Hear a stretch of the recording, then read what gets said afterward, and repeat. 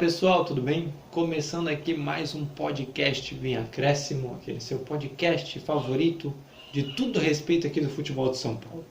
Então, sou o Luiz Felipe, jornalista e apresentador dessa maravilhosa geringonça aqui que você gosta de ouvir toda semana. E eu vou trazer a dupla dinâmica aqui, o Tico e Teco, que não sou eu que vou passar o resumo, são eles que vão passar o resumo aqui de vocês, para vocês. Estava com o Vitor Oliveira e o Vinícius Souza, a dupla dinâmica, a dupla de sempre. Então vou começar aqui, como sempre, o Vini. E aí, Vini, como é que você tá? Tudo bem? E o resumo de Corinthians e Santos. O que você pode falar? Salve artistas, futeboleiros e damas, tudo bom com vocês? Caraca, meu irmãozinho, eu não aguento mais falar de tristeza. Eu tô no calvário do futebol de São Paulo, pois é. Corinthians só jogou contra o Flamengo, mas jogou mal, e o Santos conquistou uma vitória suada graças a um pênalti que foi mandado de volta pelo VAR, né? Porque primeira cobrança teve uma checagem de VAR, mas o Santos converteu a cobrança. E ouvi dizer agora que tá tendo pressão em ambos os clubes, e agora que vai ter clássico entre Corinthians e Santos na Vila, vai ter pressão entre duas equipes em momentos distintos. Mas quem tá falando agora aqui não é o Vinícius, é um dos irmãos dos Wayans, né? Já que temos o Marlon e o Sean Wayans na gravação. Então vou chamar meu outro compatriota, que é o Sean Wayans, do Victor Oliveira. Essa piada é pra quem assistiu As Branquelas, o Pequenino. Essa é pra quem é fã de cinema. Fala aí, Vitão, como é que você tá? Fala do VAR, do Palmeiras, que fez um pix aí da arbitragem, alguma coisa. Esses votos aí. Obrigado por fazer minha entrada. Você resumiu tudo. Fala, pessoal, tudo bem? É isso. São Paulo garfado e o Palmeiras feliz por conquistar um ponto fora de casa. Contigo, Luiz. Ah, essa do clássico vai ter polêmica. E já, obviamente, vamos começar com ele, né? Mas antes, vou pedir para aqui, se você está escutando esse maravilhoso podcast no YouTube, se inscreva no nosso canal, acompanhe nossas lives também, a gente também solta algumas lives de vez em quando pelo Face, pelo Instagram e também pela Twitch e pelo YouTube. Então ative o sininho, comente se gostou dos nossos vídeos, dê sugestões. Siga a gente nos agregadores de podcast também, Spotify, Anchor, Breaker, dentre tantos outros.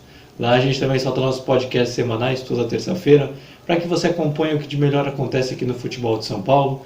Temos nosso site também, vemacréscimo.wordpress.com, lá tem uma tabelinha, você pode acompanhar do jogo, uma tabela dos jogos, você pode ver quando a gente solta nossos últimos conteúdos. É bem interessante, é muito legal para você também poder acompanhar. E também, para não deixar de esquecer aqui, temos nosso Instagram, podcast Vem Acréscimo. Lá a gente coloca prognósticos dos jogos, acompanha os times pelos stories, posto umas besteiras de vez em quando, mas é bem legal, você vai se divertir bastante também com o nosso Instagram. Então, começando aqui, Vitor, vem comigo, primeira parte é toda sua. Vamos falar desse clássico entre São Paulo e Palmeiras.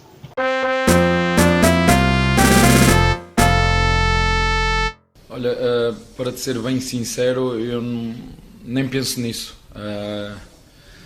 Temos é que trabalhar, temos que melhorar os nossos processos. Hoje podíamos ter feito aqui, sobretudo com bola, um jogo mais dinâmico. Era que eu estava à espera que a nossa equipa chegasse aqui e impusesse o nosso jogo, sobretudo o jogo ofensivo, uma vez que defensivamente conseguimos manter a baliza a zero. Mas não, é com trabalho, não penso nisso, penso dia a dia, jogo a jogo, treino a treino. É assim que eu penso, é dar o melhor de mim, tentar tirar o melhor dos nossos jogadores, tentar melhorar os nossos processos ao longo da semana e chegar aos jogos, dar o nosso melhor para apresentar resultados.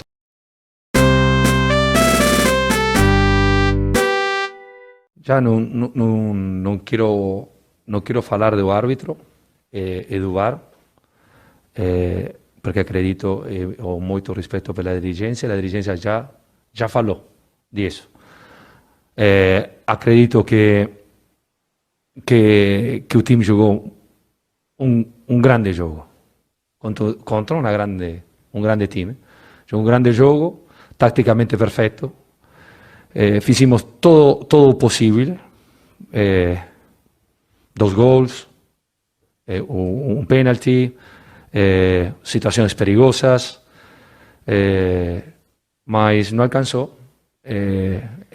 Isso que posso controlar, isso que a gente pode controlar, fizemos muito bem. Então, para começar aqui, já assunto do clássico entre São Paulo e Palmeiras, que aconteceu nessa última semana. Você já escutou o áudio dos dois treinadores aqui a respeito do jogo. E o Vitor, vamos começar aqui falando do São Paulo. O que você pode resumir da semana tricolor para até o clássico ou até o momento que está sendo esse podcast? Então, a semana começou com Copa do Brasil. O São Paulo fez 2-0 em cima do Vasco e abriu uma boa vantagem para o jogo de volta. Começando aqui, foi um jogo disputado que no final das contas deu São Paulo por ter aproveitado as oportunidades que teve. No primeiro tempo, o São Paulo sufocou o Vasco e não estava acertando a marcação. Antes dos 15 minutos, o São Paulo já tinha 3 oportunidades de abrir o placar. Porém, com Benítez sem marcação no meio, lançou o Rigoni, que fez o primeiro gol do time da casa. Depois de uma ampla pressão. Depois disso, o Vasco conseguiu equilibrar a partida, principalmente com o Jabá, tentando encontrar Germancano, mas nenhuma efetividade até então. No segundo tempo, um Vasco diferente, melhor depois da entrada do Andrei no meio campo. E incomodou o São Paulo, podendo até chegar ao empate. Mas o chute de Bruno Gomes assustou muito e não entrou. São Paulo começou a ficar nervoso e tentando ampliar a vantagem. Porém, houve erros sucessivamente e caiu de rendimento enquanto o Vasco pressionando.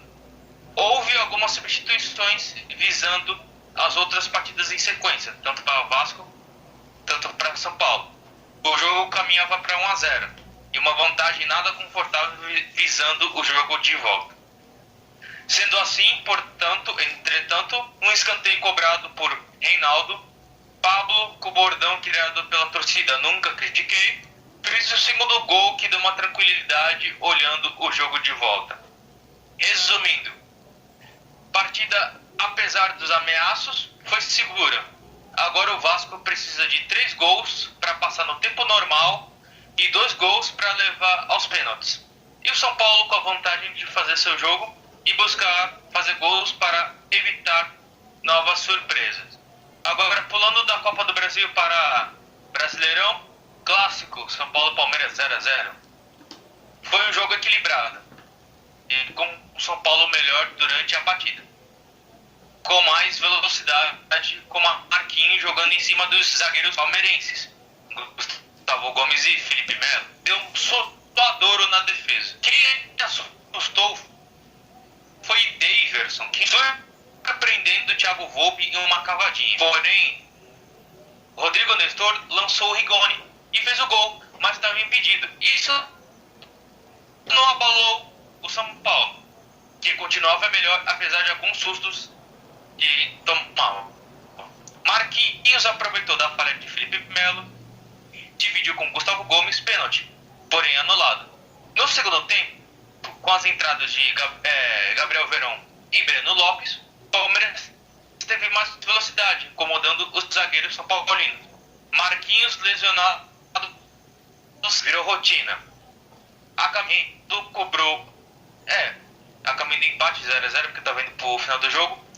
Reinaldo cobrou falta e Gustavo Gomes desviou para o próprio patrimônio. Mais uma vez anulado pelo VAR.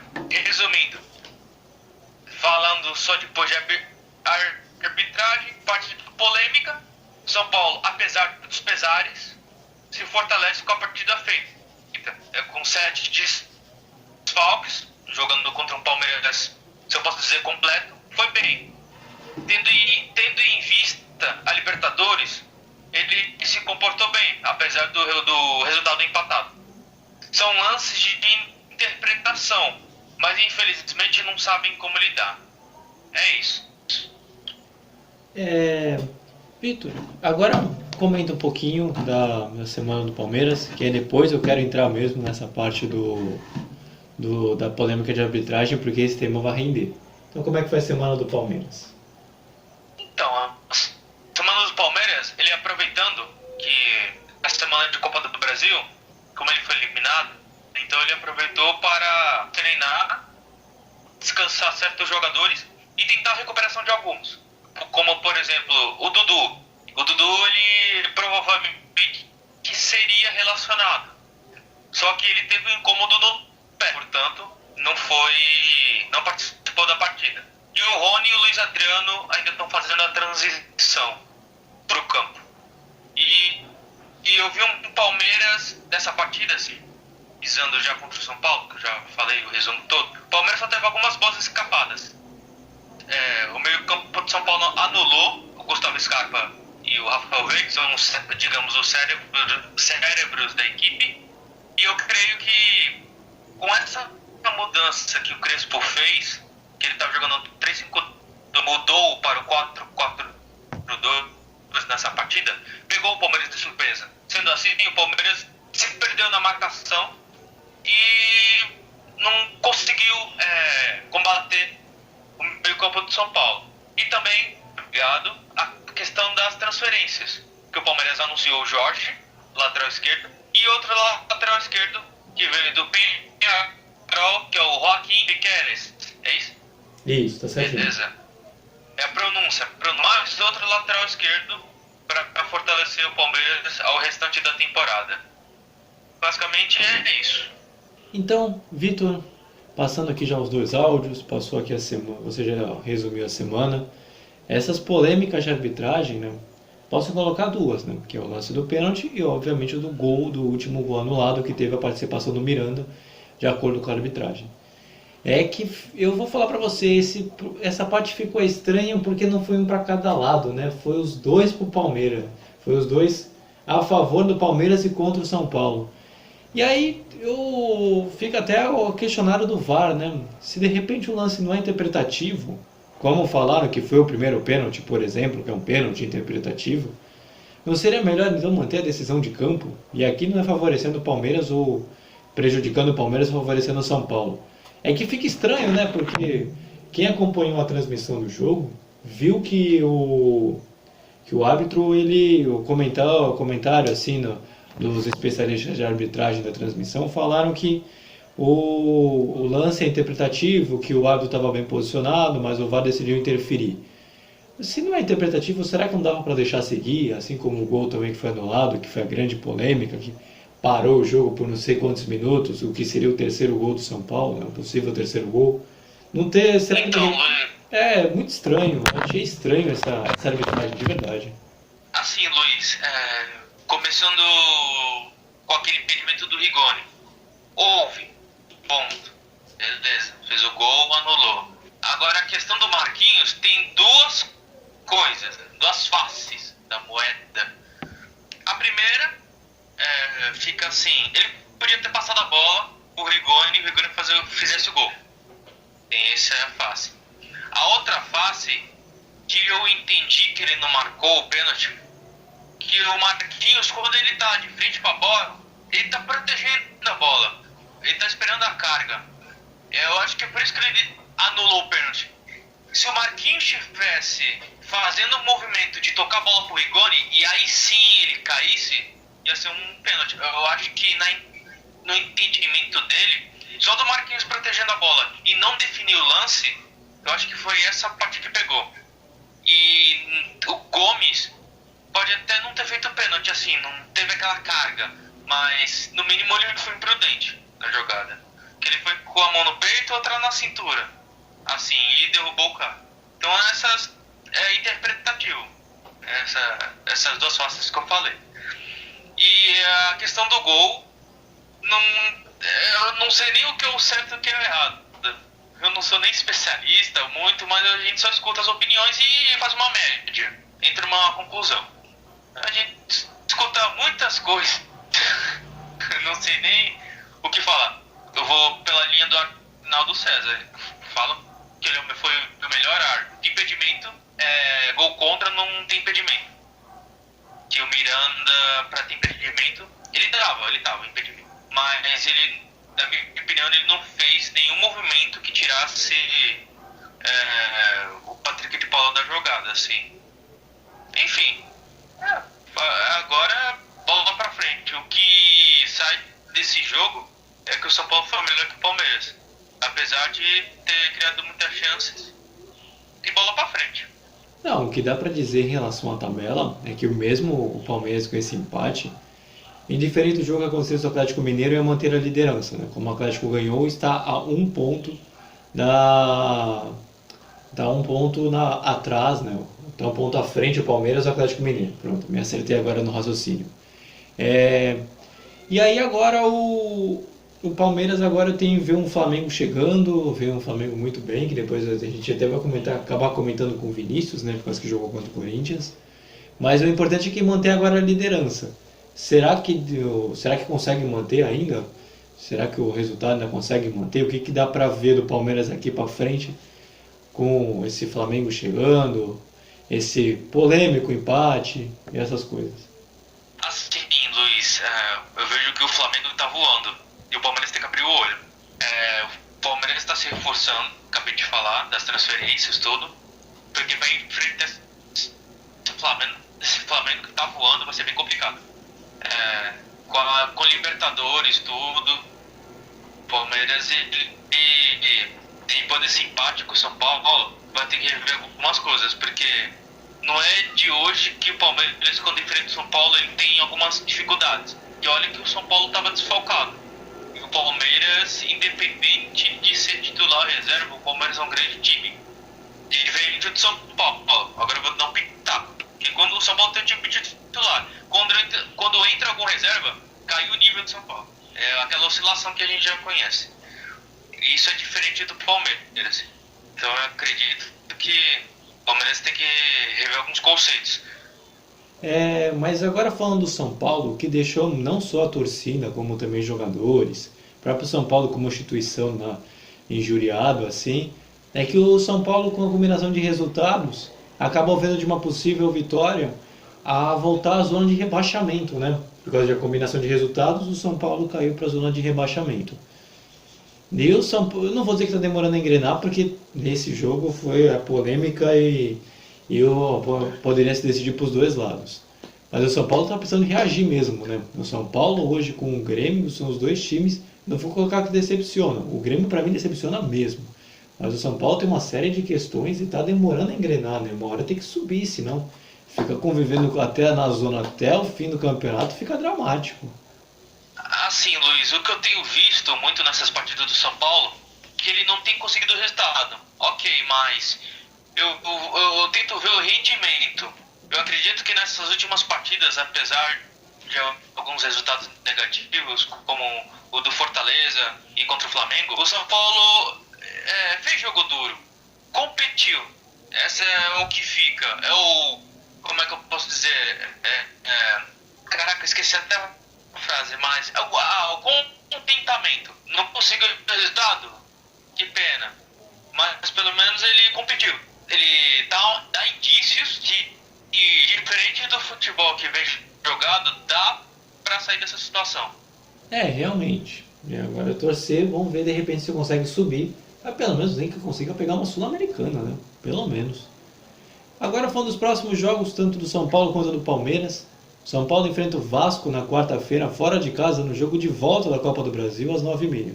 E depois enfrenta o Atlético no Paraná no fim de semana, no sábado, fora de casa, às 6h. O Atlético no Paraná. São dois jogos difíceis, viu? E aí, Vitor, o que dá para esperar para esse jogo de volta e esse confronto complicado pelo brasileiro? Então, começando pelo Vasco, o São Paulo tem a vantagem, né, de 2 gols. Como eu disse, o Vasco precisa de 3 gols para passar. Mas eu acredito que o São Paulo, que o São Paulo deva conseguir passar, porque 2-0 pode, no futebol acontecem muitas coisas, mas do jeito que foi a primeira partida, assim, eu acredito que não deve mudar muito o cenário. E o São Paulo deve ter o retorno de metade do time. O Benítez e o Wellington, que jogaram contra o Palmeiras, retornam agora. E o Luciano, que estavam machucados, podem voltar. O Éder e o Arboleda podem ser surpresas. Então vamos ver mais quarta-feira se essas novidades podem rolar. Enfim, eu quero dizer que a volta deles, o São Paulo fica forte e pode passar de fase com eles. Enfim, indo para o Atlético Paranaense. Um jogo dificílimo. O São Paulo, ele antigamente tinha um tabu. Ele não ganhava do Atlético Paranaense. Ganhou em 2018 e 2019 por 1-0 lá na Arena da Baixada. E o São Paulo no Campeonato Brasileiro, como o Luiz falou, está na zona de rebaixamento. Então tem que fazer alguma pontuação lá para poder escapar da zona de rebaixamento. E vai ser um jogo duríssimo. O Atlético vai jogando muito bem. E agora, para fechar do Palmeiras enfrenta o Fortaleza em casa às 9 horas da noite no sábado. E o Palmeiras, nesse caso, só tem um jogo, mas também contra um chato Fortaleza. Para mim, são os dois melhores times médios, se você quiser considerar entre aspas, desse campeonato. O Atlético do Paraná é Fortaleza e você ainda pode pôr até o Bragantino. Então, o que dá para esperar desse também confronto complicado do Palmeiras? É contra Fortaleza e Bragantino? Não, Fortaleza, só Fortaleza. Ah, tá. Ok. Outro jogo muito bom de se ver. O Palmeiras vem jogando muito e o Fortaleza surpreendendo bastante. Eu acho que será que nessa partida acaba a sina do Palmeiras sempre ganhando Fortaleza? Que agora o Fortaleza tá acabando com todo mundo. Vai ser no Allianz Parque. Vai ser um jogo difícil. Acho que quem sai desse jogo vai ser muito fortalecido para as partidas restantes, porque já estamos a caminho. Bom de se lembrar também. E vai ser um jogo bem equilibrado, bem disputado. E o Palmeiras tem que ver a sorte, digamos assim, nesse momento, que ele não está na Copa do Brasil. Ele pode se preparar mais para o jogo em relação ao Fortaleza. Que o Fortaleza está na Copa do Brasil, então pode pegar essa parte na questão de recuperação física. Então, resumindo, finalizando, eu acredito que vai ser um jogo bem equilibrado. Então, a gente fecha aqui toda essa parte do clássico. Esse áudio realmente ficou grande, mas é proposital, não se preocupa. Então agora é a parte do Vini, agora é o Vini que fala agora. A gente vai falar do Corinthians, que também é alvo de críticas também. Então bora lá.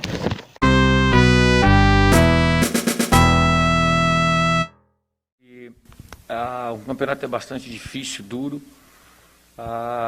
Realmente nos incomoda as partidas, os jogos em casa. A gente não tem tido resultados favoráveis, uma somatória de pontos, um percentual alto. Ao contrário, isso realmente incomoda, mesmo num período de construção de um time, num campeonato bastante difícil.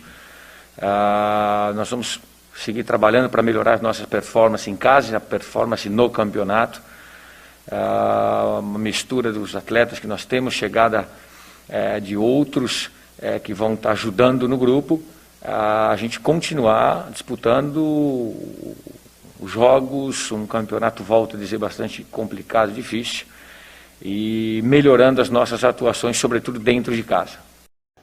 E agora, falando aqui do Corinthians, eu chamo aqui o Vini, que a gente vai falar sobre esse Corinthians que vem sendo alvo de críticas, principalmente depois do jogo contra o Flamengo, em que perdeu. Mas não sou eu que vou falar, quem vai falar da semana corintiana é o Vinícius. Então, Vini, o que você pode falar do timão aí? Luiz, que semana bonita que o Corinthians teve, né? Ganhou do Cuiabá na segunda, terça, quarta, quinta, sexta, sábado. Esses foram os dias para treinar, onde falaram que um dos jogadores que falaram que fizeram um treino para que o time ficasse cascudo contra o Flamengo.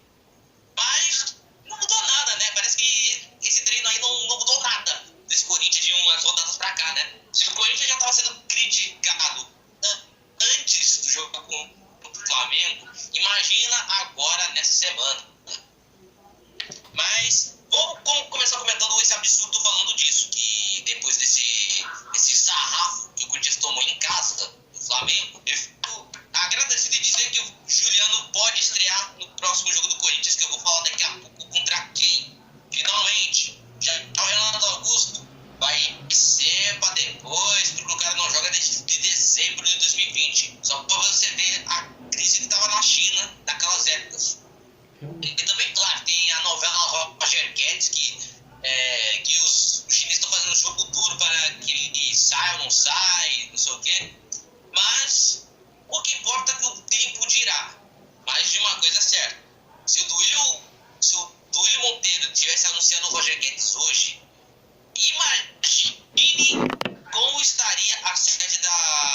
sede do Corinthians lá em São Paulo, como estaria. Ia tá tacando pedra até não poder mais, né? Porque se for pra anunciar o Roger Guedes depois de um sarrafo como esse, só pra amenizar uma derrota como aquela de ontem, aí a Fiel ia invadir a série. Aí ninguém se só pra vocês verem como os caras são bravos, entendeu? Teve até outro dia um protesto, tudo, que levaram caixões, cruzes, tudo, pesado. Mas, pelo amor de Deus, vocês já sabem qual é o estilo da Fiel. Mas, começando a comentar esse absurdo que eu vi em Itaquera, eu não vou me alongar muito porque o Corinthians não jogou nada no primeiro tempo, não deu nem um chute a gol. Conseguiu escanteio? Conseguiu, mas não teve gol do Corinthians, mas teve 3 do Flamengo. A primeira começou com uma falha do Cantinho, não sei o que tentou fazer, de dar um passe, mas o William Arão interceptou e o Everton Ribeiro de longe chutou e fez o gol, né?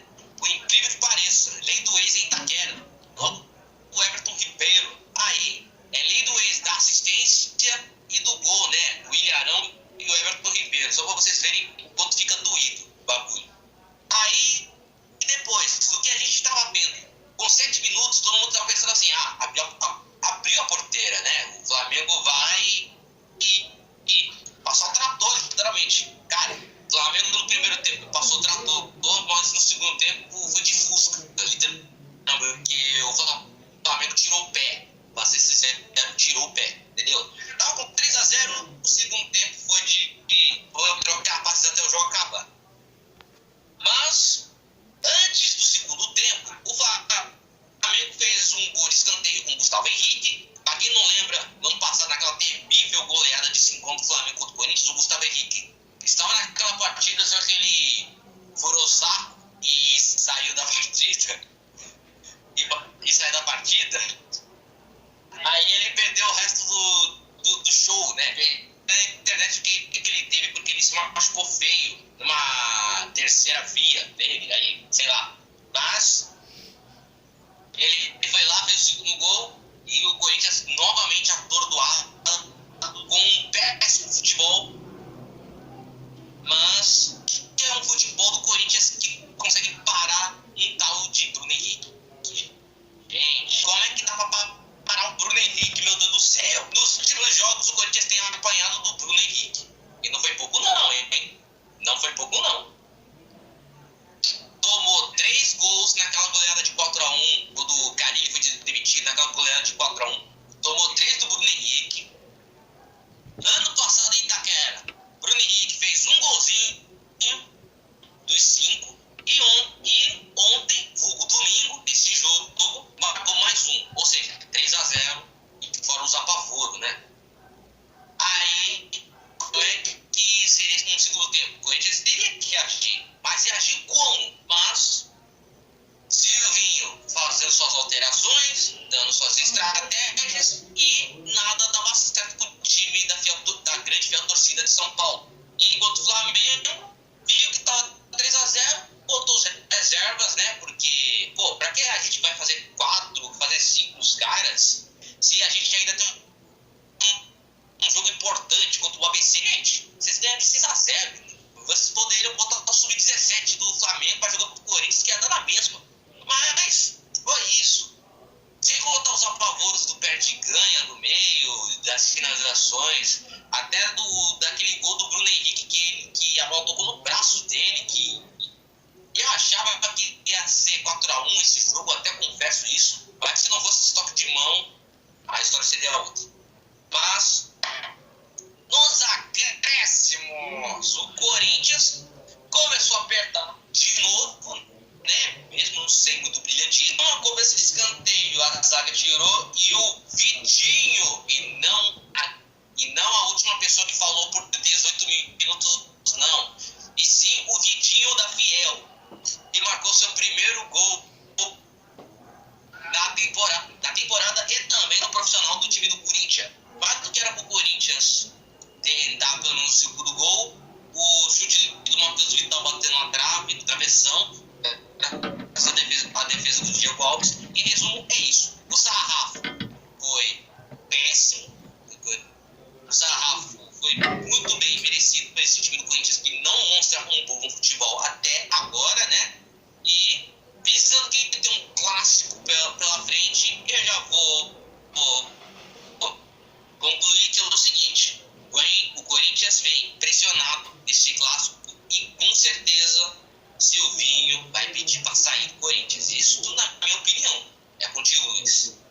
Declaração forte, hein? Editor, pega esse momento, recorta.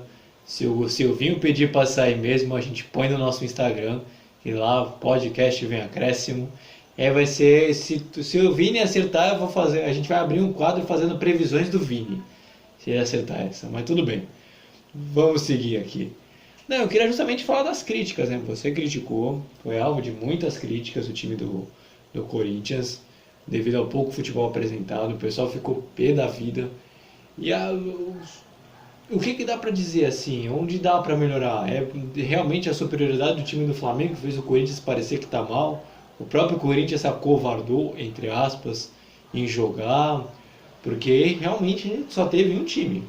Só o Flamengo jogou. O Corinthians, se trocar 5 passes, é muito nesse último jogo. Na minha opinião, do jogo de ontem, foi muitos problemas detectados no Corinthians. O Flamengo estava muito leve, estava jogando à vontade. Tipo, olhou para Itaquera e pensou assim, caraca, que coincidência, que estádio. Pena que não é meu, mas queria ter um estádio desse, né? Porque o Flamengo não tem estádio, então eu pensava assim, vou jogar como se fosse a minha terceira casa, né? Já que o Flamengo tem o seu estádio da Gávea, né? Tem o Maracanã e agora tem a Neoquímica Arena. Assim, né? Porque segundo as histórias, o Flamengo tem estádio, só que manda os jogos no Maracanã, entendeu? Isso é coisa de história aí.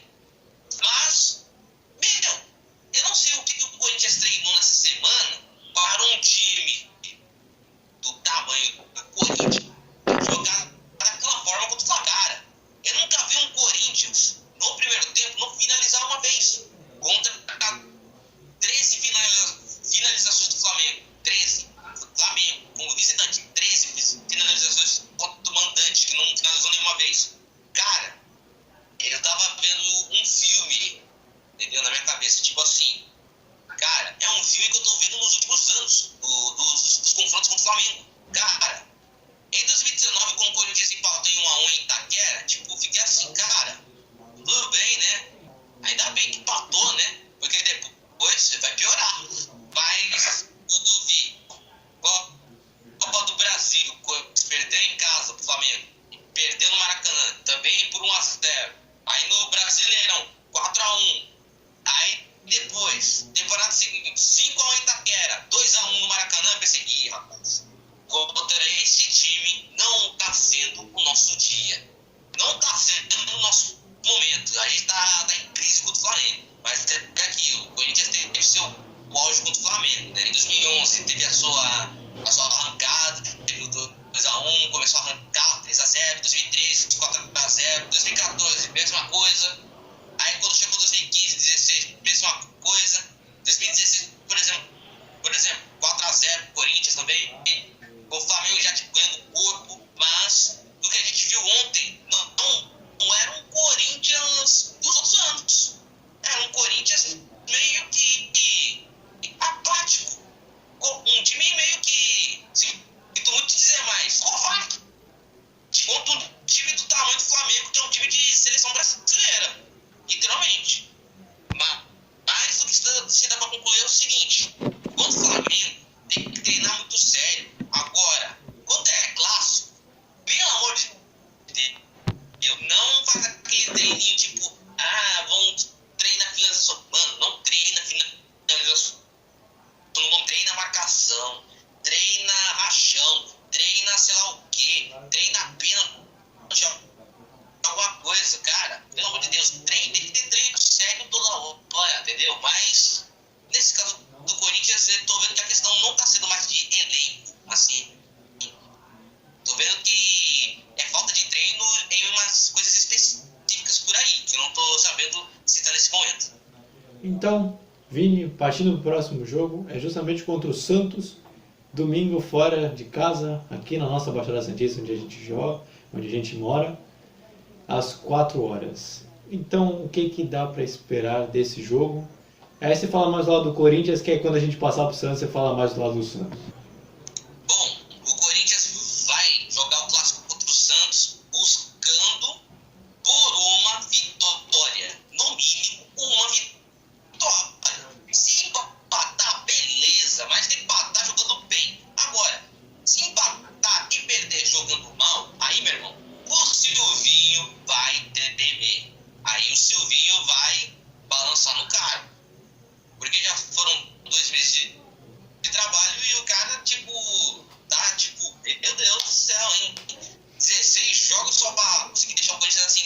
11ª posição, era para já estar pelo menos em 7º, por aí, em 6º, com esse elenco, pelo menos isso. Mas também tem um detalhe que, assim, na minha opinião, o Corinthians errou em ter demitido o Mancini, tá? Isso só abrindo um parênteses aqui. Mas, contra o Santos,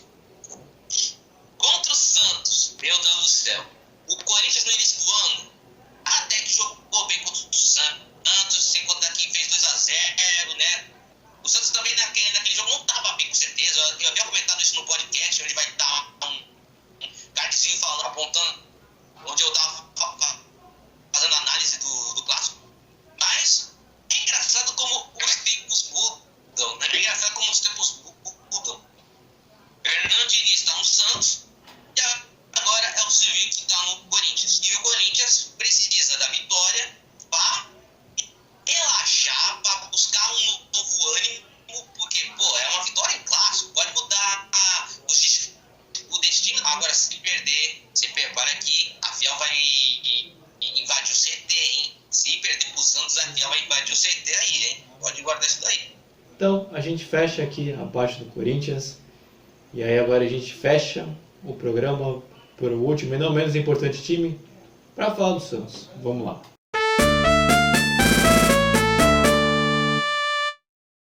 Eu conhecia pouco o Wagner, acompanhei alguns jogos do Náutico. As referências internas eram muito positivas e desde quando ele chegou, ele tem correspondido muito bem. Eu tenho confiança de que ele vai ser um jogador que vai conseguir ter brilho. Então, aqui falando do Santos, você já escutou o áudio aqui do Fernando Diniz a respeito do último jogo contra o Santos, a vitória contra a Chape, mas não sou eu que vou passar aqui o resumo. Vini, fale sobre esse jogo, essa última semana santista e o que dá para ressaltar. Bom, a última semana santista foi uma boa semana assim, sem sustos, pra falar a verdade. É uma semana onde os santistas vão se tranquilizar em campo. Já fora de campo, os santistas estão meio que irritados com o Caio Jorge, né? Porque apesar de ele estar negociando a sua ida para a Juventus, o atacante está rendendo algumas críticas. Que tipo de críticas são essas? Porque eu não estou muito eu não tô muito no meio desse ramo aí, mas claro que você dá pra entender que a torcida tá com raiva do Caio Jorge aí.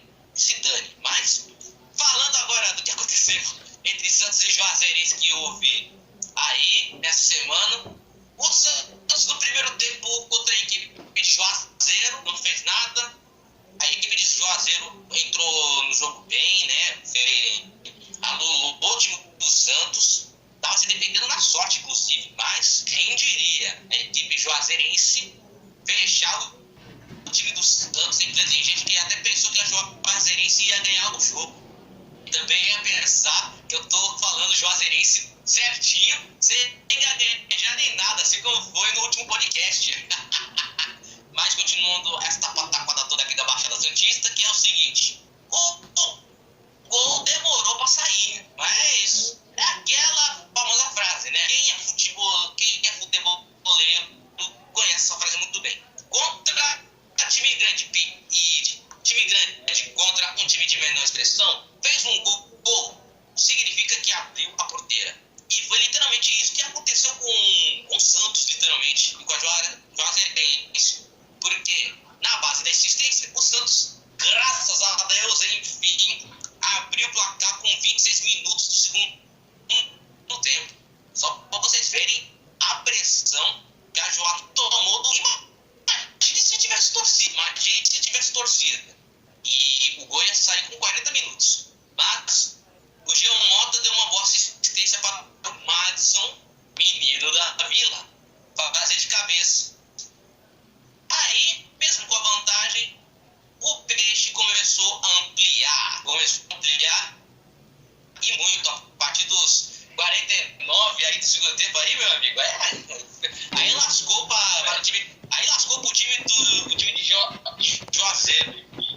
Aí Lucas Braga fez o segundo, Marcos Leonardo aos 46 fez o terceiro, e o Carlos Sanches virou o artilheiro do Santos, maior artilheiro estrangeiro dos Santos.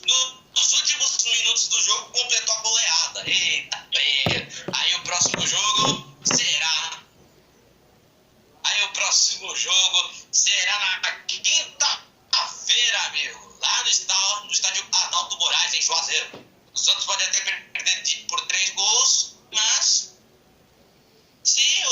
a Juazeirense não fizer a sua lição de casa, bom, aquele abraço, né? A Juazeirense tem que fazer 5 gols de diferença, tá? Só para você ver, 4-0 para a equipe de Juazeiro é penais. Tá? Agora, agora a parte pro Brasileirão, o Santos jogou contra a Chapecoense, que infelizmente a Chape não está bem, pelo amor de Deus. Essa Chape não está no mesmo patamar dos anos anteriores. É claro, teve reflexo do que aconteceu em 2016 e tudo, que a equipe está em reformulação. Mas, meu Deus do céu, de uma coisa a Chape já fez o certo, que é demitir o Jair Ventura. Porque a gente já viu que esse técnico é muito fraco. Mas se a gente for ver o jogo ruim, torcedor santista, muito ruim. E para não me alongar muito, a parte mais emocionante do jogo foi o pênalti do Santos, aí. O VAR foi lá, chegou, marcou aquele pênalti pro Santos. Quando o Carlos Sanches foi bater, o goleiro pegou a defesa, né, o pênalti. Quando ia cobrar o escanteio, o juiz mandou voltar porque o VAR deu uma checada e falou que o cara se adiantou. E para falar a verdade, sim, o goleiro se adiantou. Mas na segunda tentativa, Carlos Sanches fez mais um golzinho com a camisa do Santos. O Santos fez só a partida depois de ter feito nada durante o jogo. Pouco, né? Fez um jogo que não fluiu para os olhos santistas, que já viu Pelé, Neymar e Robinho aí. Mas seguiu só essa semana que Juazeirense lá na Bahia e tem o Corinthians na Vila Belmiro. É contigo, Luiz. Não, a gente ia comentar justamente isso, que conseguiu confirmar o favoritismo nos jogos, né? E até na Copa do Brasil é importante, né? Porque o Fluminense passou nesse último fim de semana, mas perdeu o primeiro jogo. A gente já vê alguns times tradicionais sendo eliminados na Copa do Brasil. Então, às vezes, você confirmar o seu favoritismo também é importante. Por mais que tenha esse jogo horrível contra a Chapecoense, que foi muito feio mesmo. Eu já vi que, eu não sei se era estratégia do Diniz ou alguma coisa do tipo, mas o Santos não tava pensando, Santos não tava jogando tudo, mas foi um desempenho fraco que pelo menos teve um resultado bom, assim, que dá pra falar assim, pô, jogamos mal, mas pelo menos houve alguma coisinha, né? Agora, já que vem aí clássico, aí o Santos fica assim, contra esse rival eu conheço. Mas fazer o que? É rival, então não tem favoritismo nessa parte, apesar de estar jogando em casa, então não existe. Mas contra a Chape, eu fiquei meio assim durante o jogo, porque, cara, a Chapecoense está jogando mal em todas as partidas. É um ataque que não flui, entendeu? São jogadores que estão dependendo mais de uma estratégia do que buscar alternativas, mas é um time que tá merecendo ficar na lanterna, né? Só não tá em penúltimo porque o Grêmio tá aí, tipo, tentando sair da lama, né? Tá na areia movediça, mas pelo menos tá tentando sair, né? Mas pelo menos o Santos conseguiu fazer o mínimo, que é fazer um gol, mas o desempenho de alguns não colaboraram com o enredo do jogo, né? O enredo foi péssimo, né? Para os olhos dos baleinhas, das sereinhas e tudo. Não foi um futebol muito bem agradável de se ver, mas era por um desempenho melhor, né? Pelo menos fez um gol, mas teve aquilo, tem aquela coisa, mas segue o ponte. Não, agora eu queria até fazer uma pergunta para você, se é ideal para o Santos jogar focar nas Copas, né? Isso é uma coisa que eu vi até no São Paulo. Agora eu não lembro se foi comentarista que recomendou que o São Paulo focasse nas Copas ou se foi o próprio Crespo dizendo que vai focar nas Copas mesmo por causa dessa má fase no Brasileiro. Eu lembro de alguma coisa assim, por isso que até coloquei essa pergunta aqui no nosso roteiro. Para o Santos também serve essa ideia também, apesar de estar no meio da tabela, que não garante muita coisa, o Santos tem tudo para conseguir chegar nas quartas de final da Copa do Brasil e está nas quartas de final da Sul-Americana.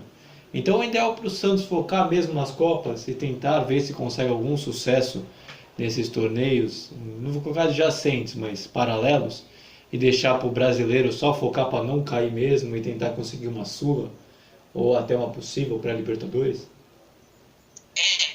O foco total do Santos, pelo que eu estou vendo, o Santos vai ter que investir nas duas competições, tanto na Copa do Brasil quanto também na Sul-Americana. Na Sul-Americana, por exemplo, o Santos vai ter uma pedreira, vai pegar o Libertad do Paraguai nas quartas de final, nas quartas de final da Copa Sul-Americana. Já no caso da Copa do Brasil, é contra a Juazeirense, que é uma equipe que é inferior à equipe santista. Mas a gente pode ver no futuro se, que vai acontecer com o Santos, né? Já que o Santos está literalmente no chaveamento do Flamengo, se não me engano. Não lembro qual é o chaveamento, mas se tá, eu não sei. Mas, bom, agora o momento do Diniz, tem que melhorar mais o desempenho dos atletas. Jogar bem nos 90 minutos até nos acréscimos, mas não deixar que o adversário pressione constantemente, entendeu? Mas no momento, o Santos está fazendo uma ótima estratégia. Está focando tanto na Copa do Brasil quanto na Sul-Americana, que são duas competições que envolvem uma bolada a cada vez que você vai passando de fase. Então, agora para fechar, vai ter o jogo contra a Juazeirense, os próximos jogos do Santos. Quarta-feira contra a Juazeirense, fora de casa às 7h15. E depois contra o Corinthians em casa, no sábado às 4h. Bem, Vini, dá para dizer que contra a Juazeirense já passou, né? 4x0, para ter um revertério de 4x0.